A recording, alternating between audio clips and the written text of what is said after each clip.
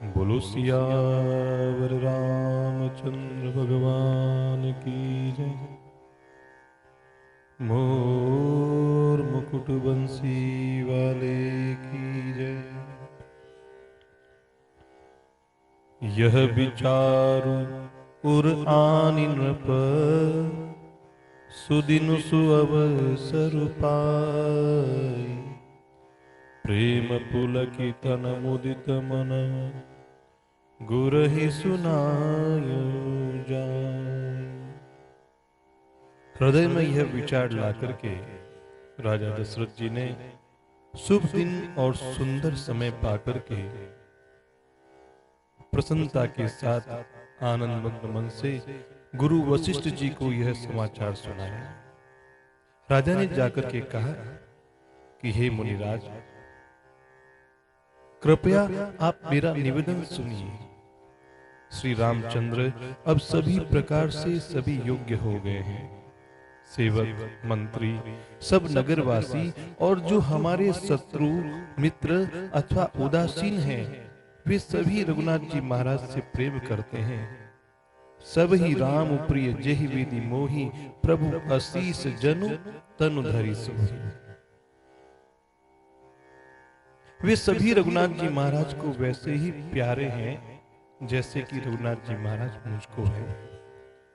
आपका आशीर्वाद ही मानो शरीर धारण करके सुशोभित हो रहा है। हे स्वामी, सारे ब्राह्मण परिवार सहित आपके ही समान रघुनाथ जी महाराज पर स्नेह करते हैं। इसके पीछे आप ही की कृपा है, क्योंकि जे गुरु चरण रेणु सिर धरहि, ते जनु सकल विभव बस करहि। मोहि समयहु अनुभयउ न दूजे, सब पायउ रज पावनि पूजे। जो लोग अपने गुरु के चरणों की रज को अपने मस्तक पर, अपने भाल प्रदेश पर धारण करते हैं, वे मानो समस्त ऐश्वर्य को अपने वशीभूत कर लेते हैं। और हे गुरुदेव, इसका अनुभव मेरे समान दूसरे किसी ने नहीं किया है, क्योंकि आपकी पवित्र चरण रज की पूजा करके ही मैंने संपूर्ण ऐश्वर्य को प्राप्त किया है। अब मेरे मन में एक अभिलाषा है। क्या है? अब अभिलाषु एको मन मोरे, पूजी नाथ अनुग्रह तोरे। मुनि प्रसन्न लखी सहज सनेहु, कहिहु नरेश रजाय सुदेहु। अब मेरे मन में एक ही अभिलाषा है कि हे नाथ, वह भी आप ही के अनुग्रह से पूरी हो जाएगी। राजा का सहज प्रेम और मुनि के प्रति अनुराग देख करके मुनि ने राजा से कहा कि आपकी क्या अभिलाषा है? राजन राउर नाम जसु, सब अभिमत दातार। फल अनुगामी महिपमनि, मन अभिलाषु तुम्हार। हे राजन, आपका नाम और यश ही संपूर्ण मनचाही वस्तुओं को देने वाला है। हे राजाओं के मुकुटमणि, आपके मन की अभिलाषा फल का अनुगमन करती है, अर्थात जैसे ही आप अभिलाषा करते हो तो उसका निश्चित रूप से फल मिलेगा। इसीलिए वह अभिलाषा आपके मन में प्रस्फुटित हुई है, अर्थात आपकी इच्छा करने के पहले ही उसका फल उत्पन्न हो जाता है, ऐसा मुनि ने कहा। तो राजा दशरथ ने गुरु को सभी प्रकार से प्रसन्न जान करके कहा, सब विधि गुरु प्रसन्न जिय जानी।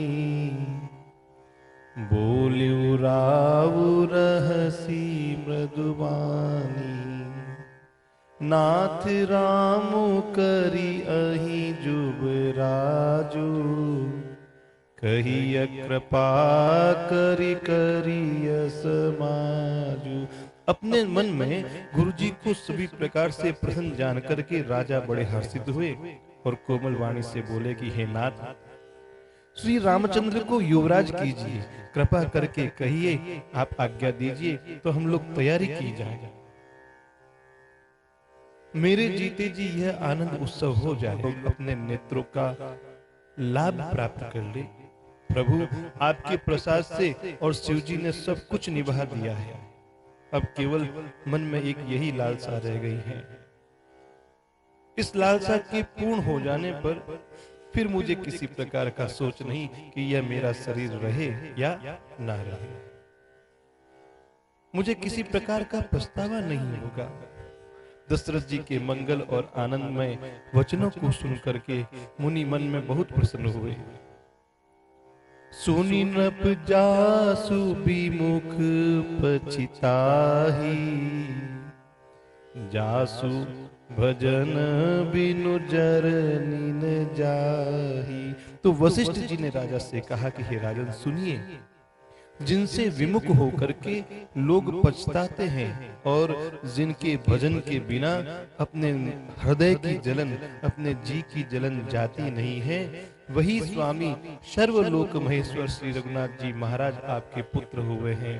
भयउ तुम्हार तनय सोई स्वामी, राम पुनीत प्रेम अनुगामी। वही राम जी आपके पुत्र हुए हैं जो पवित्र प्रेम के अनुगामी हैं।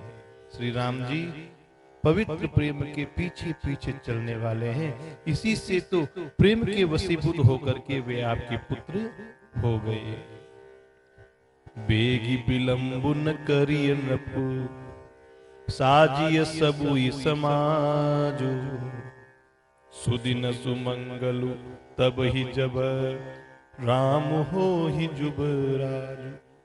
हे राजन, अब देर मत कीजिए, शीघ्र सभी सामान सजवा दीजिए। शुभ दिन और सुंदर मंगल तभी है जब श्री रघुनाथ जी महाराज युवराज हो जाएं, अर्थात उनके अभिषेक के लिए तो सभी दिन शुभ और मंगलमय हैं। ऐसा गुरुजी ने आशीर्वाद दिया। बोलो सियावर रामचंद्र भगवान की जय।